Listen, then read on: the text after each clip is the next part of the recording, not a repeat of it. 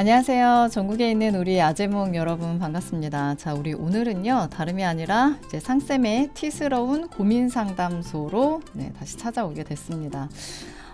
그간 선생님이 이제 공지를 통해서 이제 고민을 올려달라, 이제 고민을 모집을 했는데요.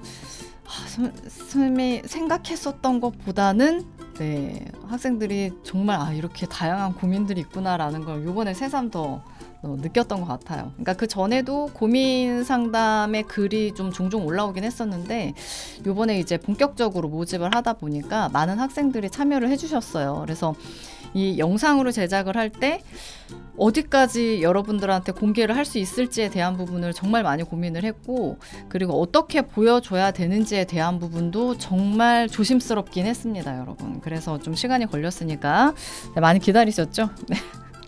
양해 부탁드릴게요. 자, 그래서 오늘 아마도 고민 상담 한 2개나 3개 정도 영상으로 제작이 될 수 있지 않을까 싶은데요. 첫 번째 고민부터 한번 같이 보도록 할게요. 자, 중학교 1학년 학생입니다. 자, 안녕하세요. 선생님, 저는 예비 중학교 1학년이에요. 이제 중학교에 입학하는 이제 중학교 1학년 됐겠죠? 지금쯤이면. 제가 중학교에 입학을 하는데 초등학교와 어떤 차이가 있는지 잘 모르겠어요. 적응을 잘 할 수 있을지도 모르겠고, 그리고 제가 극아이인데 친구도 잘 못 사귈 것 같고 요즘 그게 고민이에요. 그럼 안녕히 계세요. 저의 닉네임은 피터로 하겠습니다. 이렇게 글이 올라와 있어요. 그러니까 지금 초등학교에서 중학교로 올라가는 학생인 거죠. 그렇죠? 그래서 지금 2가지를 고민 상담으로 올린 거예요. 첫 번째가 초등과 중등이 어떤 차이가 있는지를 잘 모르겠다. 모를 수 있죠. 그 다음에 2번째가 내향형의 사람인데 어떻게 친구를 사귈 수 있는지에 대한 부분을 2번째로 이제 질문을 올렸어요. 우선은 초등학교하고 중학교하고 어떤 차이점이 있는지를 먼저 말씀을 드리면, 우선 수업 시간이 조금 더 길어집니다. 그리고 과목이 더 많아져요. 그리고 초등학교 때는 한 명의 선생님이 여러 과목을 보통 컨트롤을 하잖아요. 근데 이제 중학교 올라오시게 되면 과목별로 선생님이 다 달리 계십니다. 그래서 이게 어찌 보면 장점이 될 수도 있고 단점이 될 수도 있는데, 초등학교 때는 그 한 선생님이랑 나랑 잘 맞으면 괜찮은데 잘 안 맞는 경우에는 거의 대부분의 과목을 그 선생님과 같이 지내야 하기 때문에 그게 조금 힘들 수가 있고요. 이제 중학교 과정으로 올라오게 되면 이 한 선생님하고 잘 안 맞아도 나머지 선생님들 다 다르기 때문에 다른 선생님들하고는 또 잘 맞을 수 있다라는 장점이 있습니다. 근데 이제 단점이라고 한다면 각각에 해당되는 선생님들과 다 두루두루 잘 적응을 해야 된다라는 게 이제 단점이 되겠죠. 초등과 중학교의 차이점은 한 그 정도라고 보시면 될 것 같아요. 그리고 초등학교에서 이제 중학교로 넘어가게 되면 본격적으로 사춘기 과정으로 가거든요. 그래서 보통 학생들이 난 이제 좀 어른이 됐지라는 생각을 좀 많이 하는 것 같아요. 근데 선생님이 보기에는 다 똑같은 학생들인데 그런 경우가 있다라는 거 이제 참고하시면 될 것 같고요. 그리고 지금 2번째 질문이, 선생님 제가 극아이인데 친구들을 잘 사귈 수 있을까요? 라고 하는 질문을 올렸어요.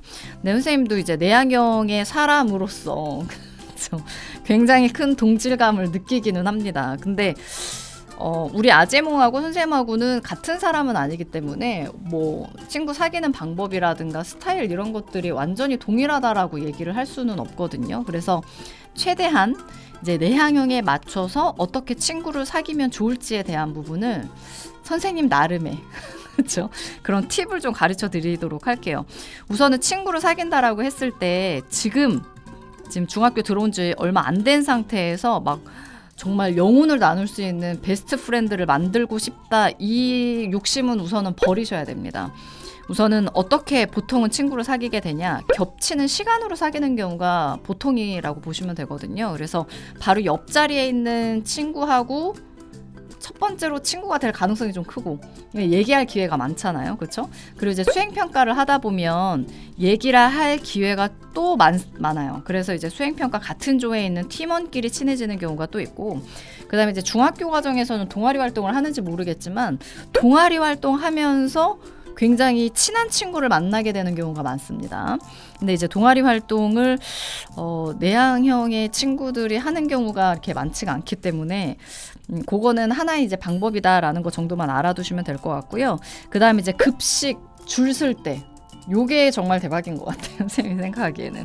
그러니까 이제 음식을 기다리잖아요. 그 설레임이 있거든요. 그 설레임에 바로 앞뒤에 있는 친구들이랑 얘기를 할 기회가 생길 수 있거든요. 그래서 선생님 아직도 기억이 나는 게 선생님 고등학생 때 얘기는 한데 앞에 있는 친구랑 그렇게 친한 친구는 아니었는데 그 친구가 멍 때리고 있길래 선생님이 야, 너 무슨 생각하냐? 이렇게 물어봤더니 걔가 아무 생각도 안 하는데? 라고 얘기를 하면서 그냥 웃었어요. 서로.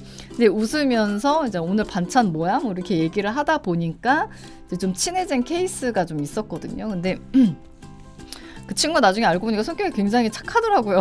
그래서 그 친구랑 고등학교 졸업할 때까지는 계속 이제 연락을 주고받으면서 계속 지냈었던 것 같아요. 대학생 되고 나서도 연락을 하고 만나기도 했었던 것 같아요. 그러니까 이제 대학 들어가게 되면 동네가 바뀌기 때문에 여러분 친구들이랑 계속해서 연락하고 만날 기회가 그렇게 많진 않아요. 서울 친구들이 아닌 이상.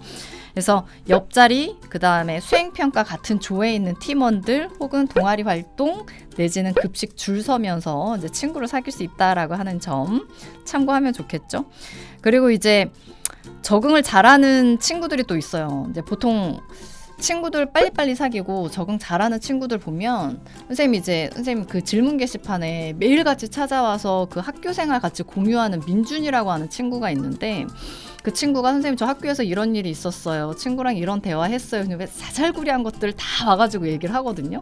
근데 그때 대화하는 재미가 또 쏠쏠해요. 그러니까 여러분들은 꼭 질문이 아니라고 하더라도 그렇게 일상 공유하는 건 선생님 대환영이거든요. 와서 이제 공유해주고 가세요. 그러니까 보면 되게 사소한 것들 친구들한테 뭐 물어보고 그리고 나 요즘에 인강 이거 듣는데 너 뭐 듣니? 이러면서 이제 서로 대화하면서 친해지는 것 같더라고요. 자, 그럼 우리 아재몽들은 해결책이 필요한 거잖아요. 그쵸?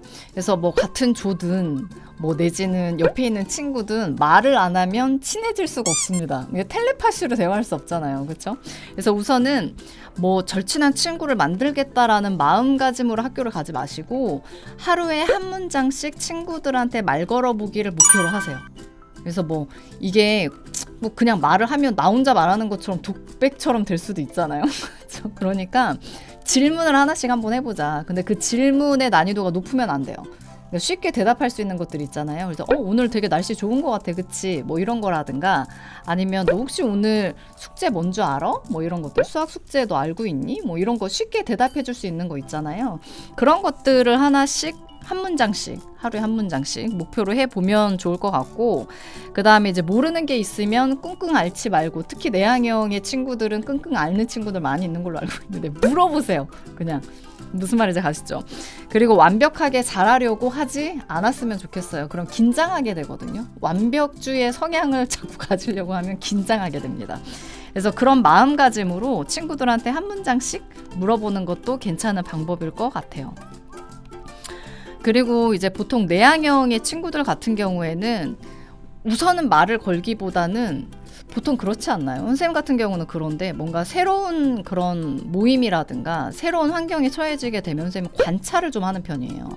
그러니까 내향형의 친구들이 보통 그런 성향이 좀 강해요. 그래서 이제 관찰을 하면서 어떤 친구들이 나랑 좀 성향이 잘 맞을까, 나랑 결이 잘 맞을까 이런 것들을 좀 보는 거죠. 보고 저 친구랑 나랑 좀 성향이 잘 맞는 것 같은데 라고 생각이 들면 하루에 한 문장씩 그 친구한테 용기 내서 한번 물어보는 거예요. 말도 한번 걸어보고. 그렇죠? 아까 얘기했죠? 쉬운 질문을 하셔야 됩니다. 자, 그렇게 친구들이랑 사귈 수 있지 않을까라고 선생님 생각을 좀 해봤어요. 그래서 I 성향 갖고 있는 친구들은 관찰력이 좋습니다. 이제 E 성향 같은 경우에는 쉽게 말 거는 게 편한 친구들. 그렇죠? 그래서 우리 아재몽이 너무 불안하다라고 생각하지 마시고 나는 되게 관찰력이 좋고 친구를 아무나 막 넓게 사귀는 것보다는 좀 진중하게 사귀는 편이지라고 생각을 하면 조금 더 용기가 생기지 않을까 싶어요. 그래서 중학교라고 하는 이 공간으로 이제 우리가 넘어왔잖아요. 초등학교에서 중학교, 이게 끝이 아니죠. 반이 이제 학년 올라갈 때마다 계속 바뀌면서 새로운 환경을 계속 접하게 될 거고, 고등학교, 그 다음에 대학교 계속 환경은 변해요. 그럴 때마다 우리는 어때? 그 새로운 환경에 적응을 해야 되거든요. 선생님이 지금 얘기해준 이러한 뭐 완벽한 해결책이라고 보기는 어렵겠지만 이런 방법을 한번 써보는 거예요. 그리고 친구들이랑 친해지기 가장 쉬운 방법 중에 하나가 음식 나눠 먹는 거거든요. 그래서 선생님은 그때 고등학생 때였던 것 같은데 중학생 때까지는 솔직히 기억이 막 그렇게 많이 나지는 않아. 그래서 고등학교 때 생각을 해보면 친구들이 그 귤이라든가 뭐 내지는 감자 이런 거 시골 살았거든요. 그래서 그런 걸 싸우는 친구들이 있어요. 그러면 그걸 이제 나눠 먹으면서 서로 이제 대화할 좀 시간이 좀 여유가 생기죠. 그렇죠? 그러면서 뭐 너는 어디 초등학교에서 왔어? 뭐 어디 중학교에서 왔어? 이런 거 얘기를 한다거나, 그렇지? 그래서 뭐 너는 어떤 과목 좋아해? 뭐 이런 것들 있잖아요. 이런 거 얘기를 하면서 친해졌었던 그 기억이 있어요. 그리고 우선 먹을 걸 주면 그 경계심 같은 게 싹 풀어지거든요. 그렇죠? 그거를 감안하셔서 친구를 잘 사귈 수 있었으면 좋겠네요. 항상 선생님은 이제 뒤에서 응원하고 있으니까 우리 아재몽 용기를 좀 내보세요. 아시겠죠? 파이팅!